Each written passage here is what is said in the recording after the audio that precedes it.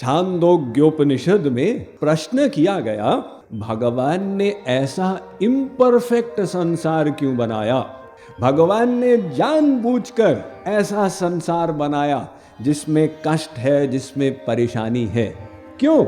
क्योंकि भगवान जानता है कि ये सब कष्ट परेशानी अगर नहीं होगी, व्यक्ति मनुष्य अपनी स्थिति में संतुष्ट हो जाएंगे, सब ठीक ही तो है। तो ये संसार में गड़बड़ नहीं है। हमें जो दुख मिलता है, वेद कहता है उसका कारण तुम्हारे अंदर है। ये तुम्हारे अंदर वाला संसार है जो अज्ञान में, आसक्ति में, कामना में, राग द्वेष में तुमको दुखी कर रहा है।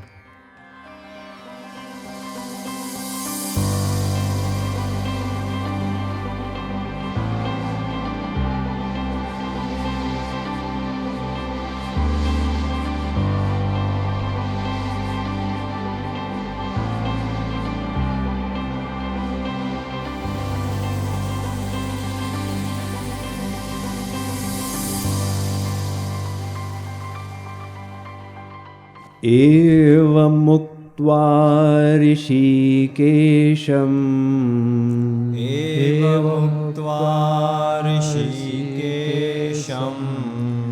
गुडाकेशः परन्तप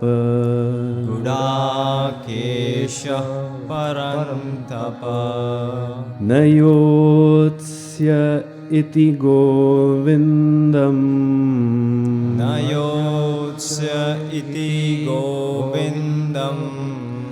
उक्त्वा तूष्णीं बभूवः।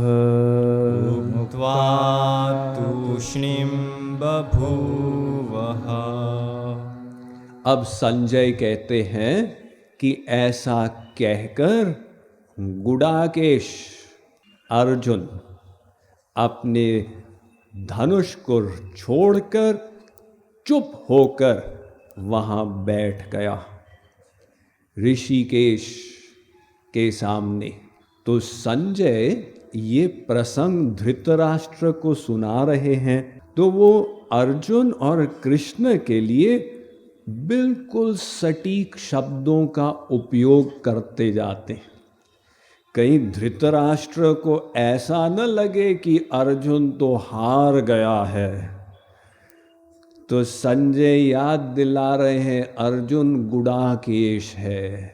निद्रा को अर्जुन ने अपनी तपस्या से, अनुशासन से और साधना से वश में कर लिया था। तो वो स्वेच्छा से चुन सकता था वो कब निद्रा ले, कितनी मात्रा में ले। और उसके सामने है ऋषिकेश। ऋषिकेश मतलब पांचों इंद्रियों के मालिक। तो वो भगवान निश्चित ही अर्जुन की इस समस्या का समाधान निकालेंगे। तुम देखते रहना। तमुवाच ऋषिकेशः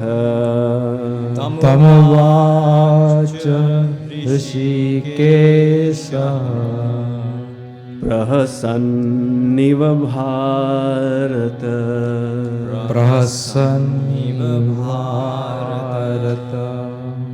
सेनयोरुभयोर्मध्ये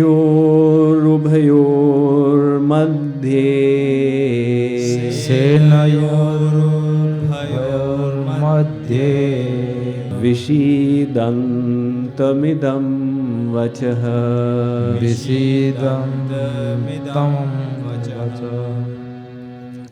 अब अर्जुन ने तो विषाद का समुद्र श्री कृष्ण के सामने रखा और संजय कहते हैं श्री कृष्ण बदले में मुस्कुरा दिए। अर्थात अर्जुन उस परिस्थिति में इतनी टेंशन में है और श्री कृष्ण उसी स्थिति में टेंशन से मुक्त प्रसन्न है। ये देखिए, ये ज्ञान की स्थिति। जो ज्ञानी होता है, जो उस अवस्था को प्राप्त कर लेता है, वो किसी भी स्थिति में विषाद में नहीं डूबता, दुख में नहीं डूबता। आप कहेंगे ऐसा कैसे कि व्यक्ति विषाद में, दुख में डूबे ही नहीं। श्री कृष्ण अपनी मुस्कान से संकेत कर रहे हैं कि अर्जुन, जो ज्ञानी पुरुष होता है वो किसी भी स्थिति में परेशान नहीं होता, दुख नहीं मानता। क्यों? वो जानता है कि ये सब स्थितियां भगवान उनकी व्यवस्था कराते हैं, और चाहे कठिन स्थिति हो, चाहे सरल हो, चाहे अनुकूल हो, चाहे प्रतिकूल हो, सब स्थितियां भगवान जीव के कल्याण के लिए भेजते हैं। छांदोग्योपनिषद में प्रश्न किया गया, भगवान ने ऐसा इम्परफेक्ट संसार क्यों बनाया? तो छांदोग्योपनिषद कहता है, भगवान कोई त्रुटिपूर्ण संसार नहीं बनाता। भगवान ने जानबूझकर ऐसा संसार बनाया जिसमें कष्ट है, जिसमें परेशानी है। क्यों? क्योंकि भगवान जानता है कि ये सब कष्ट, परेशानी अगर नहीं होगी, व्यक्ति, मनुष्य अपनी स्थिति में संतुष्ट हो जाएंगे। सब ठीक ही तो है। लेकिन जब कष्ट आता है तो मनुष्य उसका सामना वशीभूत होके करता है, और कष्ट का सामना करने से मनुष्य का विकास होता, उसकी भौतिक शक्तियों का विकास, मानसिक शक्तियों का विकास, आध्यात्मिक शक्तियों का विकास होता है। तो भगवान जानबूझ के वो कष्ट देता। इसलिए स्वामी विवेकानंद ने कहा था, life is the continuous unfoldment of a being under circumstances tending to press it downwards. जीवन क्या है? ये स्वामी विवेकानंद कह रहे हैं, जीवन एक ऐसी यात्रा है जिसमें बार बार स्थिति उत्पन्न होती है जो हमको नीचे दबाती है, और हम उसका सामना करके ऊपर उठते हैं। अब कोई कहे कि भाई ऐसी स्थिति ही ना आए, भगवान हमारी परीक्षा न ले, तो फिर आगे कैसे बढ़ोगे? तो भगवान ने एक ऐसा संसार बना दिया जहां बार बार कठिनाई के रूप में, परेशानियों के रूप में, कष्ट के रूप में वो परीक्षाएं आएंगी। लेकिन ज्ञानी याद रखता है, ये सब हमारे कल्याण के लिए आती हैं। जैसे तितली होती है ना, तो ये कीड़े के रूप में होती है पहले, और वो कीड़ा अपने चारों ओर एक घर बना लेता। उसको अंग्रेजी में कहते हैं कुकून, और अंदर वाले कीड़े को कहते हैं कैटरपिलर।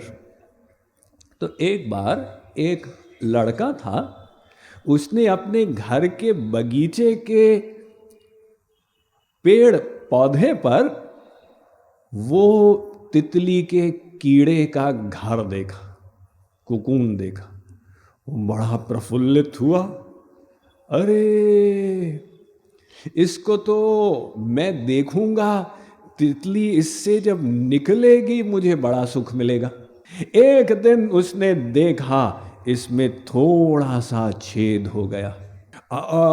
उसका एक्साइटमेंट और बढ़ गया। एक एक घंटे के बाद देखता था वही छेद धीरे धीरे बड़ा होता गया। लास्ट में वो तितली अपना मुंह निकाल के धीरे धीरे बाहर आने लगी। उसको देखकर बड़ा सुख मिला। निकलते निकलते वो तितली आधा निकली हुई अटक गई। वो अपने शरीर को बाहर नहीं खींच पा रही थी, और वो घर जो था कुकून ऊपर नीचे हो रहा था। उसको तितली पर दया आ गई। उसने कहा, बेचारी इतनी तड़प रही है, चलो हम उसकी सहायता कर देते हैं। एक कैंची लेकर उसने कुकून को काट डाला।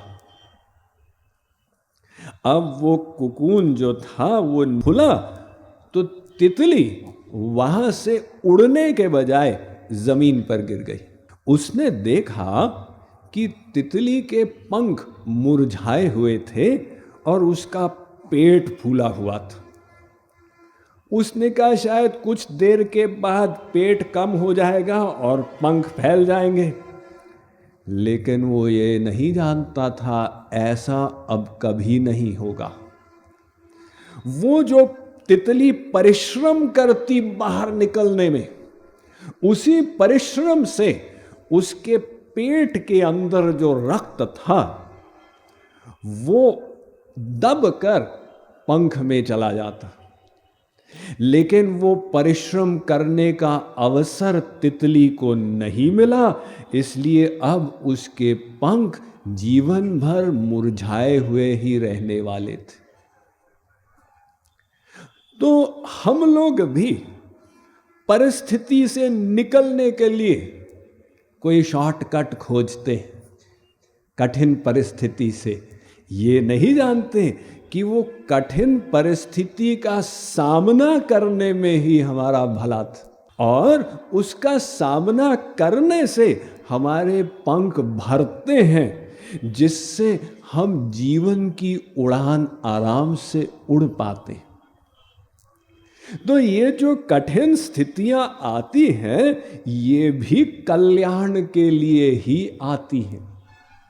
महर्षि अरविंद से किसी ने पूछा था कि ऐसा कैसे विश्व के इतिहास में दिखता है, एक समय था जब भारत सबसे ऊंचे स्तर पे था, उसके बाद फिर ग्रीस सबसे ऊंचा उठा, फिर रोम ऊंचा उठा, उसके बाद पोर्चुगल, फिर स्पेन, फिर इंग्लैंड, फिर अमेरिका।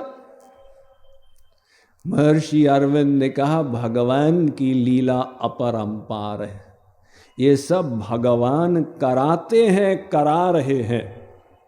तो भगवान का जो बनाया हुआ संसार है उसमें सुख दुख दोनों मतलब से आते हैं, उनके संसार में कोई त्रुटि नहीं है।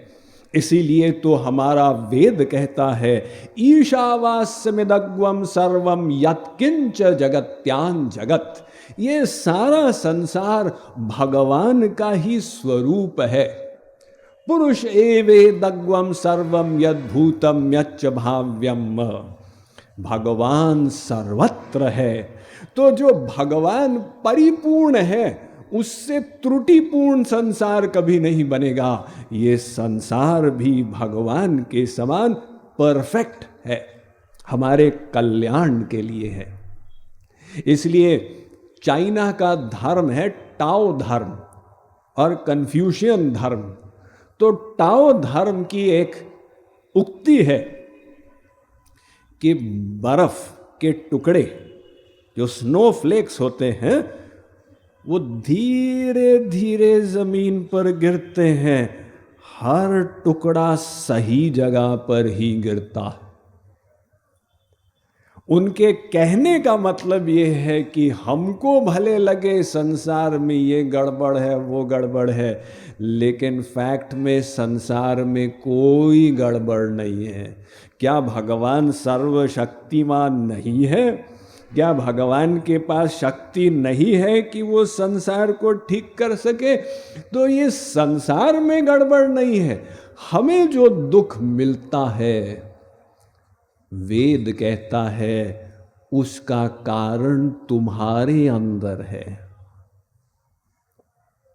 ये तुम्हारे अंदर वाला संसार है जो अज्ञान में, आसक्ति में, कामना में, राग द्वेष में तुमको दुखी कर रहा है।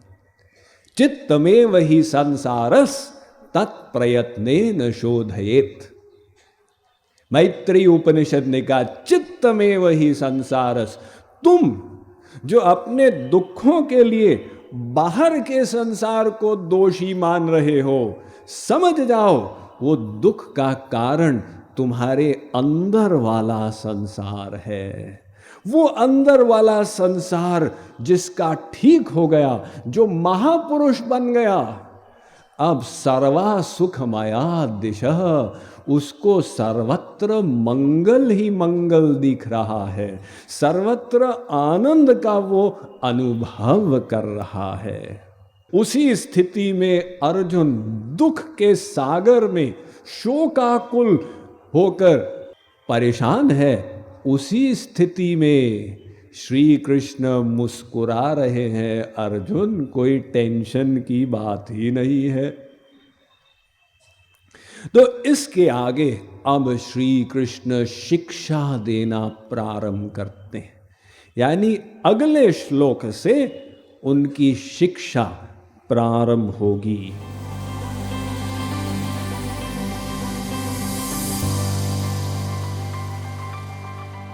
Management, life transformation, power of thoughts आदि प्रेरणादायक एवं आध्यात्मिक वीडियोस के लिए सब्सक्राइब करें स्वामी मुकुंदानंद हिंदी यूट्यूब चैनल को और बेल आइकन को अवश्य दबाएं ताकि आपको ये वीडियोस मिले सबसे पहले।